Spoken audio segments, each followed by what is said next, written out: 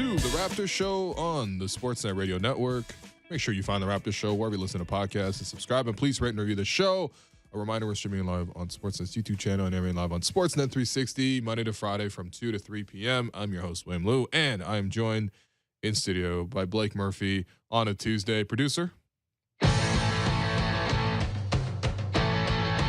Blake Murphy.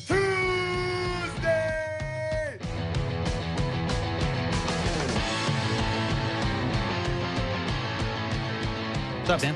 What's going on, buddy? I know you Trying to answer that question you asked me off air. And I asked you a super obscure question. I don't have my logins to a lot of the places I was writing at that time, so I Really? don't know an efficient way to search this. They locked you out of your Raps Republic. Well, Okay, no, not come Raptors on. Republic. 2019, I was at the Athletic. Oh. So all my draft stuff would have been there. Right. Okay. Some other jabroni would have been doing Raptors Republic draft stuff at that point. Damn. Probably Adam McQueen or something like that. Shout out to UBC. Damn. All right. Go to the Raps Republic live event. Are you going on February 7th? I might be part of the and more. Oh yeah. What a that surprise. are there. Well, the thing is it starts while I'm on the air, so I'm not going to of be there course. the whole time. Yeah. But I can book it to the Rivoli pretty quickly. Yeah. From here. Are you going? Probably. Why not? Yeah. That's We'll our do team. We'll do it after hours of me, you, and Alex. I mean, okay. Okay, what am I gonna say? Okay, yeah. So the Raptors' big win last night. It was a bit of a strange experience just being on air right before the game and just being like, man, everything went poorly in the Hawks game, and talking about effort and energy in practice, and Nick Nurse is annoyed, and the team itself just underperformed, and all the guards did nothing, and all this other stuff. And then they play probably their best game of the year in terms of just entertainment value, right? Finally winning in overtime. The Raptors had been winless in overtime before that. Go into MSG yet again and come out with a win yet again, winning by a score of 123 to 121 in overtime. Hotly contested game. So many storylines to come out of it. I think the best part about that game was just watching, for me, like the two guys this season who have, underperformed relative to expectations, and less so nowadays because these guys are turning it around. But I think early in the season when you were looking at it, it was Fred VanVleet and Scotty Barnes. Both those two guys were excellent last night. I believe I gave Scotty the first star, Fred the second star, but it was really a 1A, 1B situation. Let's start with Fred. I was to understand those two couldn't have good games at the same time and couldn't coexist. Yeah, I know. All the wedge between them and the golden child comment, which is actually kind of funny in my opinion. But anyway, let's start with Fred, who had a bounce back game, 33 points, 8 assists, spurred the fourth quarter comeback push. The Raptors were down 10 midway through the fourth quarter. Fred drives through the lane for a tough layup in transition, kind of just eluded three guys and threw it up with his left and spun it off the glass. Then he had a driving setup to Scotty Barnes. Then he had a top of the floor three, getting Quentin Grimes to jump and then stepping inside for a three, and then a mid-range jumper right after that to tie the game in the last minute. Wasn't as impactful in overtime, wasn't as involved in overtime, and also made a crucial blunder, but we'll just kind of excuse the blunder for now. Just a great game for Fred VanVleet. Before the game, he was actually ruled as questionable for it because of back issues. Obviously, he's been dealing with back spasms for the better part of, let's say 2 weeks, but honestly, like 2 years. Yeah, it does feel like 2 years. It does come up quite a bit. But yeah, just a great performance. Like, what kind of factors do you think went into Fred having such a great night? Yeah, I think part of it is probably, a guy who shoots a lot of 3-point volume is going to have some ebbs and flows. And Okay. he shot, I saw some people say he didn't shoot well yesterday. He shot 5 of 13. That's 38.5% on threes. I don't know where the bar is, if not that. I also think that, Mitchell Robinson didn't have the best of defensive games, and that's normally, the Knicks are supposed to be a tough matchup for the Raptors because they do a really good job protecting the rim. Sure. Mitchell Robinson not having the best of defensive games. Isaiah Hartenstein was kind of not all that noticeable off the bench. Future Raptor Isaiah Hartenstein. So that was part of it, but I just think you're starting to see the way these pieces can fit and the way they fit down the stretch last year when the Raptors turned it around. They turned it around much earlier last year, but we started to see, Scotty take on a larger role, and then OG's role kind of came down, and then once Fred and Pascal were healthy, we kind of knew what this team was for a decent stretch offensively. And I think some of it is we're starting to see that click now. I think that Scotty Barnes being used as a screener a lot more over the last couple weeks has opened things up for Fred a little bit, because he does have an extra option as a screening partner. Yep. And then also the Raptors they've started to run a little bit more of the kind of 3-man Pascal, Scotty, Fred thing at the top of the floor, where it doesn't really matter who's handling the ball, because they can handle, screen, and slip in any combination. Right. And I think that those decisions the decisions that poses on a defense are difficult for size reasons, and also because all three of those guys can score a little bit. But honestly, at this point, Fred might be getting the least attention of those three, and that opens things up a little bit too. Mostly, I just think, really good players are going to have good games even when they're struggling. But I do think there's a little bit of the pieces are falling into place overdue, really, for these five guys together, because they're at like 700 minutes played together now over the last 2 years. Yeah, for sure. And I think for Fred, this is a bit of a pattern, right? Because look, the Raptors have played the Knicks like 3 times now in the last 3 weeks or so, and he's had 28 the first time they beat the Knicks, 28 in the time they lost against the Knicks, and now he's had 33. I mean, maybe he just likes the specific matchup. Obviously, him versus Brunson, there's like another small guy to attack. I don't even know. Well, yeah, I was going to go to the, hey, stop using this guy as a contract comp for me side of it. I mean, Brunson is also giving it back to him. I mean, I would say overall, Fred has outplayed Brunson in these 3 matchups. But Brunson's been good. Brunson's been amazing, though. He's on the season. He's tough as nails, man. I really like watching him play. But Super terrified when he dribbled down in transition in overtime and pulled up for 3. I thought he was going to make that. That would have been a true dagger on the season. And I think that was the story of this one a little bit too. You mentioned that Jalen Brunson has had good games in those instances as well. I didn't think Fred played particularly well defensively yesterday, which has been an issue over the last little bit. It's funny because he had a harder time guarding Brunson than he did guarding Randall. He got 4 stops against Randall. 0 for 3 in terms of just like keep forcing him in the post to settle for turnaround jumpers, Kyle Lowry style. Yeah, I was going to say, remember, trapped him in the corner. Remember later career Kyle when, not obviously Fred's not 35 yet. But, I don't know. His back is 35. But in those Sixers series, the championship year, it was like, no, put Kyle on Tobias Harris. Like that made the most sense as a matchup. So, there's something to that. And again, this is what goes into the defensive versatility that this team wants and trumpets, is that if there's a guard who's too quick for Fred VanVleet or his point of attack defense isn't there that game, someone else can take that mantle on it. And Brunson eventually, he shot 11 of 29. It felt like he was a little better than that. He went cold in like the important moments. Like he had a chance to take the lead at the end of regulation and he missed it. And then obviously the chance at the end of the game in overtime, he missed it. Yeah, but Randall and Brunson, if they combine for 47 points on like 62 used possessions, you're really happy with that. Really, it was only the RJ side of things that got away from them. Anyway, so I think Fred played well offensively. I think, the Brunson thing is a part of it. Ironically, we might be in a spot here where the guys Fred is best against offensively are also the guys he struggles with defensively. Yeah. Which, that's not something you can't manage around, but it at least over the last little sample looks that way.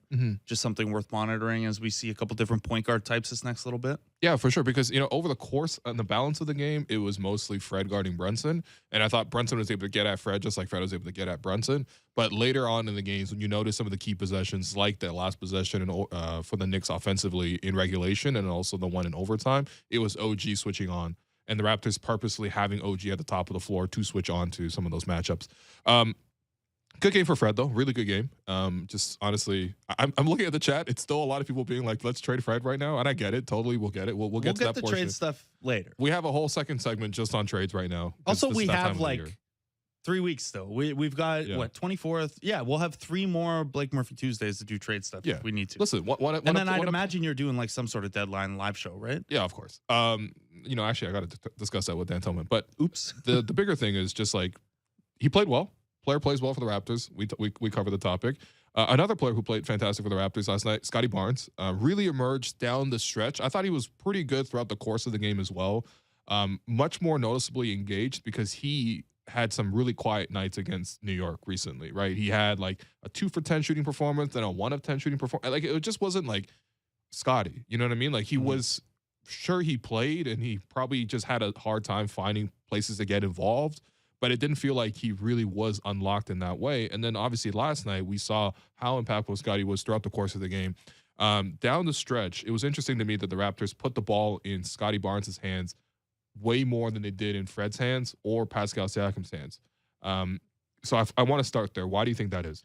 Well, I think one of it is, and this is tiny samples, but Scotty's been pretty ridiculous in the clutch.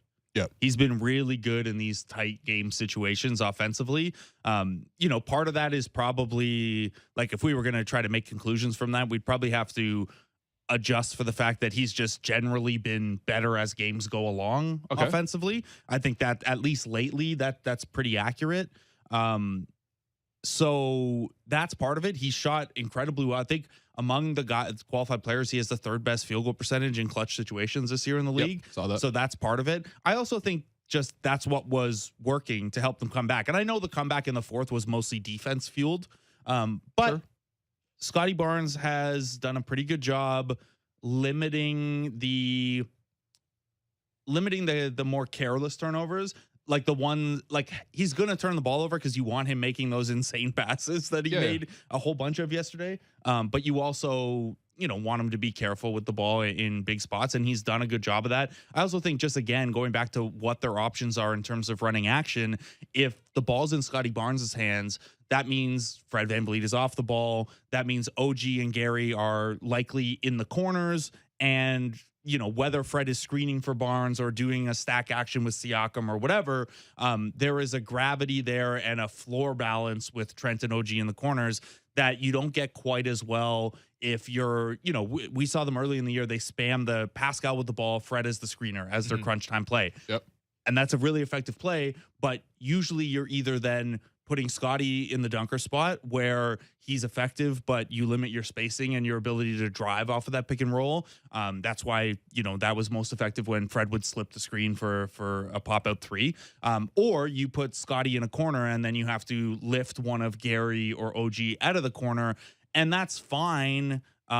But it kind of neutralizes Scotty's strengths, putting him in the corner. That's not where you want him. So I think it's just, as they continue to find the right mix of the guy's strengths and weaknesses and how to set things up for those possessions. And then again, like there is also an element in these situations of just rolling with what has felt most comfortable during the game. And I thought that the offense overall looked best with, probably best with the ball in Pascal's hands. He did almost have a triple-double, but they were really comfortable with Scotty initiating. So roll with it. No, it was interesting because, both the Knicks and the Raptors, I thought, changed up their defensive assignments. Again, like when you play a team 3 times in 3 weeks, like. And they play them again on the weekend. Yeah, right. You're going to have to change it up. You might see it changed up again on Sunday. But in previous matchups for the Raptors side, they put OG on Randall, right? And that was sort of like the primary assignment. To be honest, that's how they've been guarding the Knicks for the last 2-3 years that they've been playing him.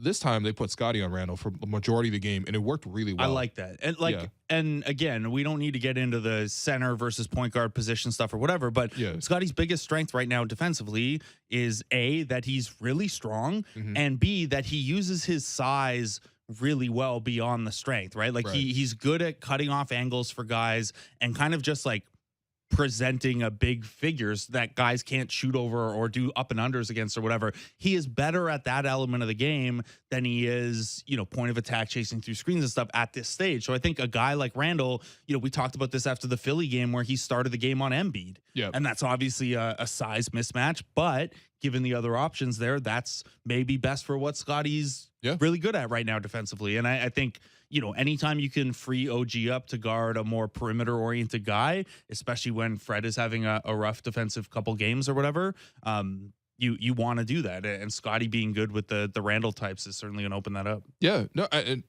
that was a big defensive adjustment. On the other front for the Raptors, Pascal has been largely guarded by Randall in a lot of these games, or even RJ Barrett. We've seen yesterday that the Knicks put Mitchell Robinson on Pascal and kind of sag back off of him, right?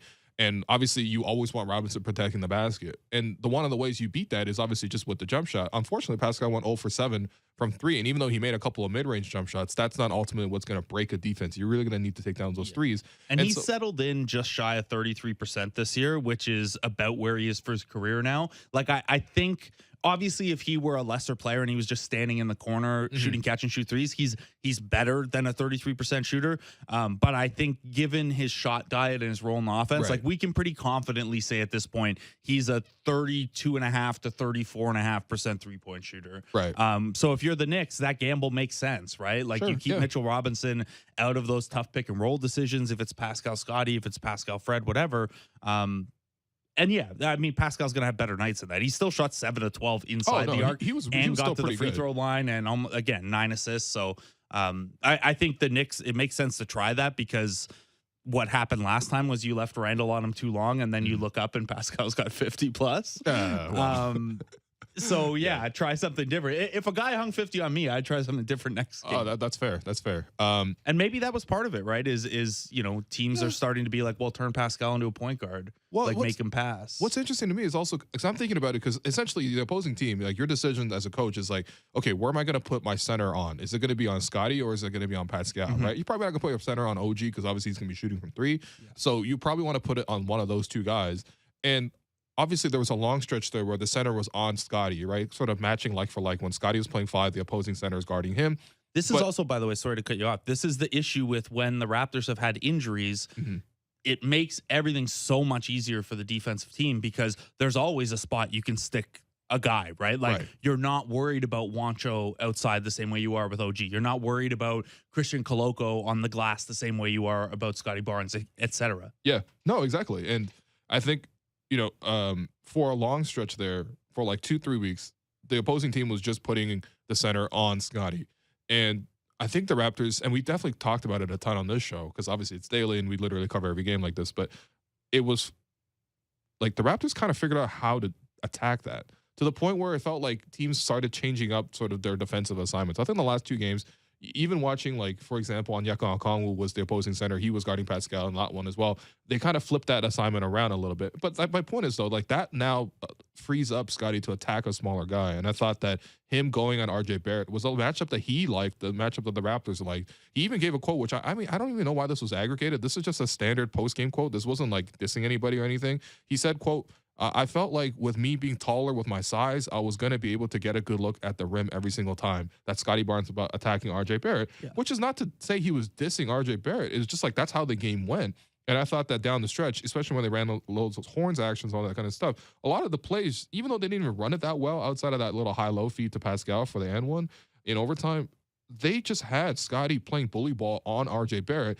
And the good thing with Scotty attacking is that, like, even when the help defender comes, and Robinson was obviously helping off of Pascal quite a bit, when the help defender comes, Scotty's able to make the next passes out, right, where he's in the post, but he's able to make that next read, like to the corner for OG, like to the other one where he found OG attacked the closeout and then went back to him. Yeah. Like, or the one that just kind of threw it like that on the move. I don't know. Yeah. He had one of those Jokic ones. And like he's just very versatile is my point. And so you can play him at so many different roles. Like I was watching the end of the game and like he played so many different roles for the Raptors. Like there was plays where he was guarding. And that's why he's supposed to be so special. Yeah. It's not the specialness of Scotty Barnes was never advertised as, oh, he's going to be a 30 field goal attempt a game guy and get you 40 like taking Kobe shots. No, it was like this guy is an impossible, like the best version of Scotty's an impossible matchup because he can do so many things. And yeah, you put a center on him and he beats him off the dribble. You put RJ on him and he goes into bully ball and kicks out. Exactly. Like he can work DHO, he can screen. And like, I think a lot of this too, like we talk a lot about Scotty's usage changing because his role in the offense has shifted. He deserves a world of credit too for being really, really decisive in those changes. So I pulled some numbers. Okay. So before December 21st and after December 21st. Since that cutoff date, he has been getting about 7 more front court touches per game. Okay. But his overall touch time and his dribbles per touch, so every time he gets the ball, are way down. Okay. So he is getting the ball more, but he's making quicker decisions. 2 dribbles, pass. 2 dribbles, handoff, instead of 3-4 dribbles. And we're talking even in a face-up situation, we're talking 3 seconds handling the ball instead of 4 seconds handling the ball. So I think that touches going up and overall possession and dribbles going down is a good sign of like, yeah, they're giving him more in part because you want to give him more, but in part because he's making such good, quick decisions and not letting the defense recover and stuff like that. And yeah, like long term, you want him to eventually like face up the floor from the top and initiate one-on-one. Like you want to let him have some of those and see him grow in that. But that's not like, those aren't the situations where Scotty's going to best be able to leverage his passing, at least not until the Raptors have a more fruitful off-ball dynamic. They don't have that right now. When Scotty's passing really opens up is when he's either someone else creates an advantage and he gets the ball and he's just picking out from the chaos, or he does the bully ball stuff because he has a better path to creating that initial advantage using his size and strength right now than he does just like blowing past a similar size defender. So I think he gets a ton of credit too for just, the decisiveness he's played with in that role. And I'm sure it's been a little awkward to transition that role, but he's been awesome in it. No, I think every interview that you've heard him speak about this new role, about the position change, he's been very overwhelmingly positive about it. He's spoken about sort of different ways that he can attack it. And I think that, look, first off, it's really good coaching from the coaching staff to invent sort of new roles for Scotty to make him successful. I don't think anyone's complained about any sort of Scotty performance in the last like 3-4 weeks, which has been really strong. Obviously, also, he like borderline saved the game with an offensive rebound yesterday. Oh, not just borderline. He fully saved the game. Right? Like and then he ran the show in overtime too. Yeah. So. And I know what the thing, by the way, I got asked about this a couple times, the quick pull-up three in that situation. I think the idea was like in a situation like that where you say, I forget the exact time, but say you have 18 seconds. Yeah. The idea is get the shot off by 12 so that if you miss, you can get an offensive rebound or play the foul game. But once the clock passes a certain point, say 12 seconds, then you're holding for last shot. So you're talking about with the Raptors down, I think they were down one or two, whatever it in was. regulation, The Fred three. Yeah. That Scotty got the offensive rebound. That was a very well run play. The Yeah, Raptors got Fred an open look off of two screens. I got a lot of questions about how early it was though in the clock. Of course you want to shoot that early because you're only down one. Even if you play the intentional foul in game, you had the time. Right. And you get the offensive rebound. So that's all I wanted to fair. clarify because I did get asked about it a couple times. That's fair. But yeah, I think overall with Scotty, like I think the coaching staff has put him in a position to highlight his strengths right now. His strength isn't to beat a guy off the perimeter at the moment. The strength is to impact the paint. And it's sort of just like, how do you get him to impact the paint? Sometimes right now you just station him in either as a screener or you have him like set up in the post or at the elbow, you catch the ball in a horns action, and then you're able to then get him to touch the paint. Once he touches the paint, super effective, both as a finisher, both as a passer. We've seen all that stuff. I love the way he attacked the offensive glass yesterday too. And I think just overall, like this is stuff that's going to probably happen year after year with Scotty because he's so versatile. He's not like a guy like Gary Trent Jr. where you know exactly what he is and you can know exactly how to make a shooter like that successful. You put him near the ball, you put him in the corner. You know, you driving kick, he's the option there. Like that stuff is easy to figure out, I think, as a player. But I think with Scotty, because he can play so many different roles, we're probably going to see like year after year this sort of cycle happen to a lesser degree as he sort of matures and continues to add to his skill set. But and depending on what the roster is around him, right? Like one of the great things about Kyle Lowry over the years was his ability to shift his role based on who was around him on the team and what those guys needed to succeed. And that's part of being a really dynamic player like Scotty is and a smart player like Scotty is there might be, the next guy who comes in might be someone who needs the ball a little bit more to be successful. Like I know there's been some negativity around Fred VanVleet. Let's say that, something shakes out where Terry Rozier ends up here instead. That's not going to happen, but let's pick that point guard type. Yeah. That guy needs the ball a ton. Yeah. And is not the catch and shoot guy. Well, Scotty's ability to play so well as a screener and a DHO and stuff like that makes him a better pair for that style of point guard. Right. The fact that he can face up and handle a little bit and find an off-ball shooter lets him be an effective complement to a less on-ball guard. Like, this is important for how the Raptors are going to build the roster from here. Because, if Scotty ends up being a superstar, you want to optimize the roster around Scotty, but you also just want to be able to get the best players you can. And if that requires you tweaking the system a little bit or tweaking roles a little bit, then you do that. And I think, that's part of, again, when we talk about versatility, it's not just, you can switch and pick and roll. It's all these things that go into versatility that allow you to be, if you're Masai and Bobby and you're looking at your options for February 9th, you can go in a couple different directions because, if we go this way, then Scotty and Pascal can kind of shift into these roles. Or if you Right. go this way, Yeah. then their roles are this way. Like, so that's a part of this growth process too, as they, not only figure out where Scotty's best right now, but try him a lot of different ways. Yeah. And look, just in the fourth quarter alone, because I made sure to go back and watch the fourth quarter and in overtime in depth in this one, just watching Scotty, because I think he played all of the fourth quarter and overtime. He had so many plays where, again, he would just change like his role offensively, defensively, like possession after possession. Like there were plays where he was guarding quickly and Brunson at the top of the zone. He would cut off Brunson, force a turnover, then be the trailer in transition. Then you have a physical block in on Isaiah Hartenstein. Then he'd be in the dunker spot. Fred drives, shovel passes to Scotty. He gets fouled on the take. Then he's spot up in the corner off a Fred drive for catch and shoot three. Then he's operating as the main ball handler in the horn Do you set. have these in notes? Or you just remember all No, this? I wrote it down in notes. Don't worry. Right, and Well, you he's were setting making eye guys up. contact with me like the whole time. No, it's just like I'm just like you can't even put a position on specifically what he's doing because he's boxing out like a center. He's running the floor like a power forward. He's driving at the opposing small forward and putting it under the basket and RJ Barrett. He's catching and shooting in the corner for three like a shooting guard, and he's handling and bringing the ball up for a lot of the possessions. So like I think that's the thing with him that was just like for me the takeaway was just very special kid. You know what I mean? And it's sort of just about finding ways to sort of maximize them game to game. And to be honest, I know there's been a lot of conversations about this. To me, what was also cool was like the fact that Fred and Pascal, like Fred was having a great game, didn't dominate the ball at the end though. Just said, okay, you got it. This is the overtime period. You know what? I've had 33 points. I lead the team right now in scoring. You run the show right now. Pascal Siakam was like, look, I'm the guy who's obviously the best player on the team. You run the show right now. There was no sort of conflict or sort of anything like that. In fact, they got them involved in three-man actions with him having the ball. That's cool to me, man. There was no chemistry issue there. Yeah, I want to say it was the Brooklyn game that they lost by a couple points and it was close down the stretch.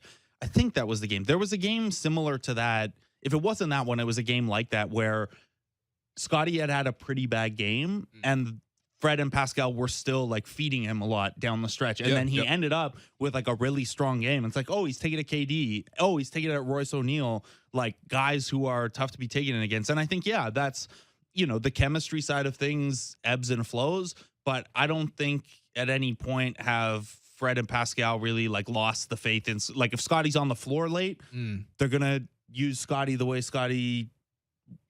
the coaching staff wants to use Scotty because that's your path to winning, right? And this is the thing too, is like through all of this, like, yeah, big picture, the way you set up the org, the way you design your rotations and stuff like that, like some of it will have longer term goals in mind. When you get into the fourth quarter of a close game, all that stuff goes out the window, right? Like every one of those guys and the coaching staff just want to win. So a lot of the time what they're doing is just what they think is going to win them the game. Yeah. So yeah, I think it says a lot that Scotty's been such a big factor in a lot of fourth quarters for them too. Yeah. Hopefully we see it again today. He definitely had a big fourth quarter last time the Raptors played Milwaukee. But anyway, we're going to take a quick break right here. I've been your host, Will Lou. That's Blake Murphy. You've been listening to The Raptors Show on the Sportsnet Radio Network.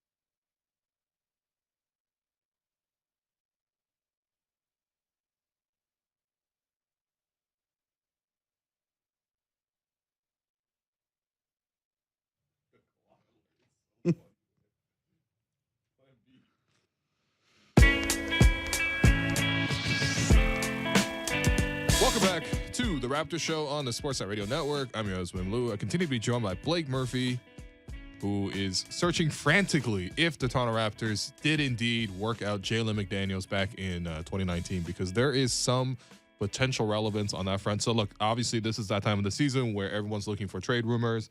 I saw that in our recap of this game, I'm looking at the live chat. Everyone's just saying, let's just talk about trades. Okay, let's get to the fantasy portion of basketball rather than the exciting game that happened last night. What I'm laughing at, to be clear, is I'm going back through my 2019 articles trying to find my draft stuff. And first of all, the Raptors only had the number 59 pick that year. So I was obviously not writing a lot of draft stuff during the championship. But right after the draft, and I'm scrolling back reverse chronologically. So it's like Raptors signed Rondae Hollis-Jefferson. Raptors signed Stanley Johnson. Get to know new Raptors sharpshooter Matt Thomas. Kawhi leaves. Yeah. It's like, what a tilt that was. Stanley, Rondae, and Matt Thomas after Kawhi left. I know there was never going to be a plan B, quote unquote, if Kawhi were to leave in 2019, which obviously he did.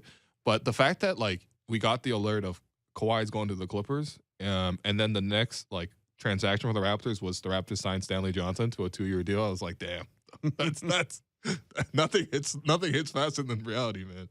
That was tough. Okay, look, listen, for more relevant trade stuff. So we got 2 trade columns that dropped today in regards to the Toronto Raptors. One is from Shams Charania, obviously, of The Athletic, and obviously another one from Jake Fisher of Yahoo Sports. Let's start with the Shams report. So a couple of pieces of note in here. I'll just get your quick thoughts on these because, again, there's a lot of this stuff. So the first note is that the Suns and Magic have emerged as free agent suitors for Fred VanVleet. Sources tell Shams. Not a surprise. I feel like we've heard some of these teams in the past linked before. I don't see how the Suns could really pull that off. As you mentioned, the Suns have a lot of financial commitments tied up to some obviously big contract players. 131 committed to 5 players. Now, half of Chris Paul's deal is not guaranteed, roughly. Are they going to drop Chris Paul? Well, that's the thing. And no, they're not. And then also the NBA closed the loophole that used to exist where you could trade Chris Paul, who's only owed $13 million, and it's $30 million for salary matching, but they closed that loophole. So now he only counts, like, say Fred got 25 in a deal and they want to sign and trade him for Chris Paul. Say you would have to guarantee 20 million of Chris Paul's deal to make that work. Right. The Suns have always liked Fred, though. Like they were the number 1 suitor for him outside of Toronto in 2018 when he was a restricted free agent. That was the year that Fred ended up signing 2 years at the most he could sign 2 years for. But there was the potential for a team to come through and kind of use that. Who was it that signed one before? Anyway, Omar Ashik, I think, signed one. Like the poison pill? The poison pill / Gilbert Arenas provision, where you go 2 years at like $9 million and then 2 years with a huge salary at the back end. But Phoenix ended Tyler Johnson also signed one of those? Something like that. Yeah, or he got 450. Yeah, I think you're right. Alan Crabb. The Nets were going nuts that year. I don't know what they were saying. The Nets, the only team to ever sign players to offer sheets, the Brooklyn Nets. No, anyway, so Phoenix was very interested then. They've really liked him. I know there have been some front office changes and stuff, but they clearly, whatever pieces have stayed, like him. It's a little hard to see, though, because I don't know, we know Fred a little bit, and like you could have had me in 2018 way cheaper, and now you want me at full freight. Like, I don't know, would that push the price up at all? But mostly the Suns just don't have a path to do that without. This is a literal case of price of the brick going up. Yeah, Sorry, Fred. Without the Raptors being willing to take back a DeAndre Ayton type. Yeah, which I mean, maybe would you take DeAndre Ayton essentially in a sign and trade right now, or in a straight up trade right now? I mean, he makes the max. I wouldn't. Raptors were linked. I suppose. Wouldn't love it. Like after this year, he's got 3 years at over $100 million left. Yeah, and he's not a particularly great fit with what they do. But look, if Fred said, "Hey, I'm out," you kind of have to look at options like that, because I have a piece coming to sportsnet.ca tomorrow, I think, that looks at all the annual trade deadline primer of like, here's what you're allowed to do and what you're not. But one of the things I look at is the future cap situation. And if this is what makes any Fred or Gary trade pretty difficult, is even if, say, Gary, Fred, and Otto all declined their player options and walked away, and you traded your first round pick. Right. then you're getting to, you have max cap space for one of the younger max guys, but not the full veteran max guy.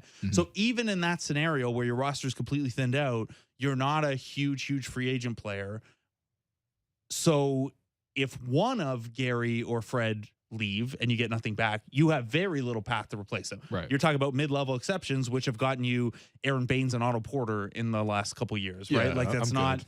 So I do think that if they trade Gary Trent and or Fred VanVleet, yeah, picks are nice, extra lotto balls, whatever, but they're going to need to prioritize guys who can be on this roster beyond this year. Even if it's a Norman Powell for Gary Trent type, where it's like, hey, we know this guy's a free agent, but he's going to be way cheaper and we'll have bird rights on him.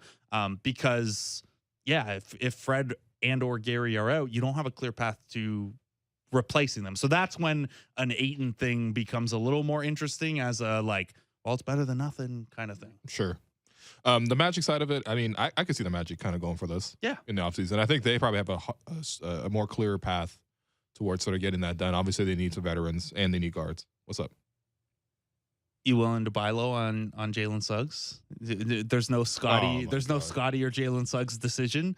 You just put them together. I don't think they need to give him up. I think they could just sign him, can't they? Like, who are the Magic even paying these days? Oh, I know. I'm just saying. So they have 110 committed for next year, but a lot of that is tied up in like partial guarantees and stuff like that. Like they don't pay anyone more than, what's the most anyone has guaranteed for them next year is $13.1 million. Who's that? Wendell Carter Jr. Okay. Because even Isaac and Fultz only have partial guarantees. Yeah, they should only have partial guarantees. Yeah. They play half the games. And Gary Harris only has a partial. Terrence Ross is a free agent. Yeah.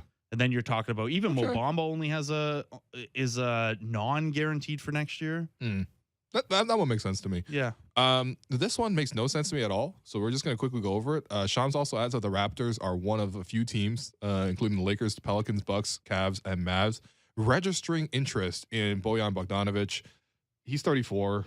I mean, sure, he shoots and he could come off the bench and be a nice bench piece, but no, we're not going to go there. He's also they paid him a lot of money. Sure. Like he has next year at 20 million and then the year after that at 19 million partially guaranteed. Like that's a lot for a guy that's that far along. I will say when he was an expiring deal that was potentially moving in all that Utah. The Raptors were linked to Bojan in the offseason. Like him a lot as a player. Really hard to make the cap math work on that in a way that makes sense. I agree. And then Raptors and Celtics have significant interest in trading for Jakob Poeltl. We've heard Jakob Poeltl linked to the Raptors over. This is the new Raptors linked to Kenneth Faried. Man, Raptors are linked to Kenneth Faried for years. Yeah. Poeltl, unrestricted free agent after the season. So getting his bird rights would be nice. Yeah, for sure. Because then you don't have to worry about carving out the cap. Jakob's going to make next year? Well, according to that, 20 million.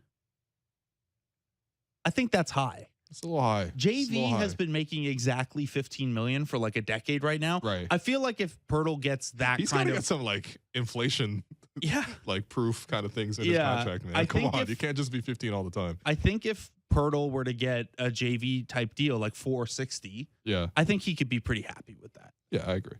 And JV 14.4, 15.4, 16.5, 16, 15, 14, 14.7, 15.4. That dude just makes 15 million. I mean, it is what it is. I mean, he's definitely a good piece. Yeah, you know what? 15 million 8 times adds up real quick. Yeah, actually, I wouldn't mind that contract either. Okay. Well, so here's my question for you with Jakob. Like, obviously, the bird rights would be nice. So you have to think of this as doing your offseason shopping a little early because it's not about getting Jakob for the rest of this year. No, it's about the fact that it's like what they did with Norman and Gary. You don't have to clear cap space this summer to sign him or to re-sign him in that case because you have his bird rights. But is that worth a first-round pick for you for a team that's looking to the future right now? If the Raptors were 5 or 6 games over 500 right now instead of like 4 games under, then you have that conversation. So if they were a completely different team? Yeah. Well, I mean, look, they also lost a ton of close games. They did, but did you see my Twitter thread yesterday? No, what would you say? With like the low leverage stuff? No. It's like, so I broke the Raptors' performance down by basically how close they were in a game, not just by points, but like win probability. Yeah. And in low leverage situations when the game's at hand, they're like a plus 26 net rating. Of course. And then the master of the fake comeback. In every other situation, they're like minus 2 net rating. So basically, they have played a lot of close games. And I know sometimes those comebacks, like the last time they played Milwaukee, that fake comeback at least forced overtime. Yeah. But yeah, their overall metrics are a little friendlier than they maybe should be That's because fair. of the fake comebacks. That's fair. Okay. The next trade report. This one comes from Jake Fisher of Yahoo. Wait, you didn't answer my question though. Would you give up a first for Pirtle's bird rights? Not right now. No. Not this year's first. Just because I'm just a little too worried about where the Raptors are going to be. Could also revisit in the summer as a sign and trade. You could also look at it like, okay, maybe if you're like, for example, you're really bullish on this season, you might just say, look, we'll lottery protect this pick for like the next 3 years. Mm-hmm. And look, even if the Raptors like tank this year, you will obviously still be able to keep that pick. Mm-hmm. And then I suppose you can then re-sign Jakob Poeltl and then go and be competitive, and you give up a non-lottery pick, which I don't think that would be the worst thing for the future. But yeah, I just this year, no. I mean, you would definitely have to lottery protect this thing at the very minimum if you were going to do it. Next one from Jake Fisher. So a couple notes here. One note actually I thought was really funny was it appears clear that the Raptors, who have been reluctant to ante in recent seasons, won't choose to stay silent before the February 9th trade deadline. Quote, they've told teams they're going to do something, said an assistant general manager, which is so funny because I could definitely imagine Bobby being like, they're like, hey, Bobby, can we get Fred or OG or Gary or Pascal or whoever? And Bobby just be like, yeah, we'll do something. And then if they stand pat at the deadline, this assistant manager will be like, Bobby, you said you were going to do something. He's like, yeah, we signed Joe Wieskamp to 10 days. Yeah. Oh, yeah, by the way, that's the big news today. That Joe Wieskamp once again getting another 10-day look. Sure. Yeah. Anyway, okay, so that's the one thing. The other thing is, this is not a surprise, but Toronto's only expected to seriously listen to offers for Gary Trent Jr., sources said. Basically teams expect the Raptors to trade for him or trade him. The bigger thing is just that, Trent is looking for upwards of $25 million per year in annual average value before next season begins. Obviously, he has a player option. He's going to opt out. He's going to look for that $25 million figure, which is something I essentially ballparked last week. It's pretty standard for a guy with his skill set. And yeah, if the Raptors aren't essentially willing to pay him that amount, you got to look to trade him right now. Yeah, right now, because he, as a sign and trade piece, is not going to have, like, you would get something back, but not a ton. Like, there are going to be enough teams with cap space who are young enough to be like, you know what, Gary Trent Jr., that fits. And even if it doesn't work out, that's like anyone who shoots that way is always tradable, right? I mean, it's the NBA. Every contract's tradable. But yeah, like someone will give him that money. So yeah, I think that's the most pressing one. And I felt pretty much all year long that wherever Fred's value was, Gary Trent Jr. being traded was far likelier, because that is like, you could go to the summer with Fred and not 100% know how that's going to play out and be confident that either you're going to re-sign him to a fair number or sign and trade him or whatever. With Gary Trent, I think there's a much higher risk that he just walks away and you have nothing. So I would be a little surprised if he's not dealt, honestly. And this isn't reporting. This is just like reading the situation. Yeah. It feels very much like the Norm situation over again, where they're going to flip him somewhere to get a roster player back that's going to be cheaper to re-sign. Yeah, well, Jake Fisher notes that one potential option is flipping him to Charlotte. You get back Jalen McDaniels. You also saw the report, I think, from Mark Stein, that the Raptors are interested in Kelly Oubre, which made no sense, except if Kelly Oubre is like kind of like salary filler in that kind of deal. Well, he'd have to be, right? Because you have to make the numbers work. Yeah. McDaniels is interesting. Another 6'9" forward that the Raptors could maybe, add to their roster. Yeah, like he's not nothing. They're lacking those. He's improved as a playmaker a lot this year. So when you talk about like how he might fit dropped into this offensive dynamic, he shot 36% on threes and was even better last year on a small sample. So like I could see it. I don't know. When the Raptors play the Hornets, the Raptors intentionally left them open every single play. So. I also think he's a guy that like you could just sign this offseason in a situation where you don't need a ton of cap space. Like, is that guy getting more than the mid-level? Probably not. Yeah. Fair. So, and then the Oubre thing, like Oubre would have to be in it. Oubre or Mason Plumlee to make the math work. Those are both guys that some contending team will want one of those guys on an expiring deal. I just like the idea of an Oubre, Precious, Chris Boucher bench rotation. It might be the most chaos you've ever seen on a basketball court. Yeah. Oh man, dropping Oubre, like Oubre replacing Gary Trent as the like fashion guy too. Obviously, Precious is the best dressed player on the team, but yeah, you would fill a lot of the Gary vibe stuff with Kelly Oubre. I don't know. So that one, I don't really know why Charlotte would be that into it. Again, they have the same kind of thing of like, well, you're doing your offseason work early, but they have a lot of cap space this offseason. So they don't maybe need to. One team that stands out to me, I haven't heard this rumored anywhere, and I don't mean to do the thing that other people always do with Canadians and the Raptors, but like Gary Trent Jr. to Minnesota makes a lot of sense to me. Okay. Like they are in a spot where they have to keep trying. Right. And that's where he grew up as well. He grew up there. They could use an extra shooter. They're a really top heavy salary team right now, but D'Angelo Russell's a free agent after the season. And if they don't want to re-sign D'Angelo Russell, Gary Trent maybe makes sense in there. Like Anthony Edwards becomes the point guard. The true point guard. Trent is more of the off-ball guy instead of the Edwards-Russell dynamic. And then the guy that I'd be trying to get back in that one is Jalen Noel, who's having a bit of a down year, but same contract situation as McDaniels that you laid out. Probably going to get, I don't know, 8 to 10 million this offseason, but that's a lot less than Gary Trent. I don't know. The Minnesota thing makes sense to me under the condition that, like, hey, it seems like the D'Angelo Russell pairing is maybe, like, I don't know. It seems like he has a negative quote like every 2 weeks. Yeah. I would need picks back in that one for the Raptors. I feel like I don't know. That's not moving me that much. It does suck to move Gary for some of these question marks. And then but I mean, like, this is where you're at, right? Like, it was the same with Norm. It was like, okay, Gary Trent, 10, 12 teams were in on Norm. But Gary Trent had shown something in this league. And was like a decent contributor the other already. name that, like, I think it kind of flittered away. And hey, this is encouraging for if they do something with Charlotte. Like, I think until LaMelo got hurt that year, Charlotte was interested in Norm. And Malik Monk was maybe the guy. Like, maybe it was PJ Washington. I can't recall, but I know that the Hornets were in on Norm until, like, LaMelo got hurt, and it was kind of like, oh, we're not going to make the playoffs. And then last note before we get to our Bet River segment is, the Raptors, if they were to part with OG Anunoby, it would take something of a DeJounte Murray package. And just for a reminder there, the Spurs received Gallinari and Jock Landale, who I think were both expirings. Essentially just salary filler. But the bulk of that trade was they got the Hornets 2023 first-round pick, which is lottery protected until 2025. So they're not going to get that pick. They're going to get 2 seconds.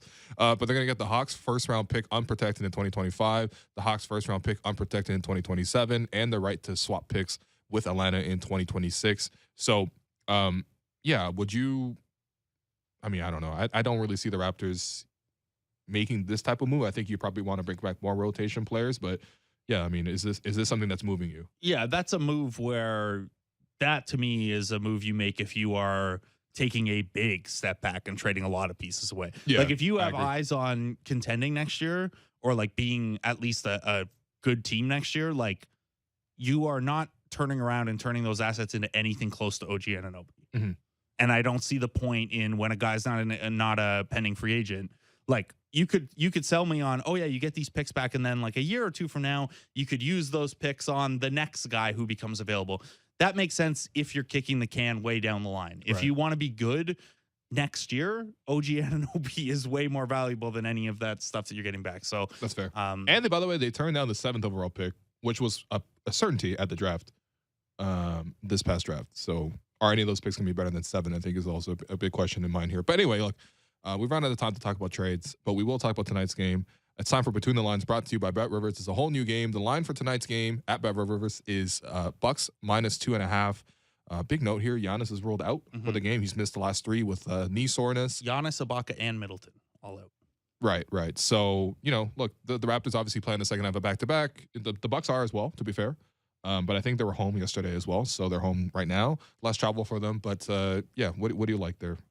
Yeah, I mean, the line has swung pretty significantly, as you'd expect. The Giannis news only came down a little before 2:30. Sure. So we've already seen a 2-point swing. I could see that swinging even further toward the Raptors, who have, other than Delano Banton and Otto Porter, clean sheet. The one thing that I'd probably look for, and I haven't looked at the line yet because I forgot this was part of your show. They haven't had a Tuesday game like all season. That's fair. Bobby Portis has double-doubles 3 of his last 4 games against the Raptors, and I think he's averaged like 13 and 10 last year and this year. He's basically been the guy for them whenever anyone misses time, he steps into that role and takes on more. I think he had like 24, 12, and 4 yesterday or something like that. Just against Indiana, they don't really have a lot of like forwards. Yeah, and we know the Raptors are susceptible on their own glass, where Portis Yeah. averaging almost 3 offensive rebounds a game. Like his offensive rebound rate's over 10%. So I could see him eating on the glass, even if the Raptors come out of this one with a win. That's fair. Yeah, you know what? I think I'm going to take the Raptors because this is a running meme. I'm always going to take the Raptors. Yeah. Yesterday, because I was sad about the game against Atlanta, I said, let's pick the Knicks. And so, you know, I've learned my lesson. Even though the Raptors are under 500, I'm going to pick the Raptors.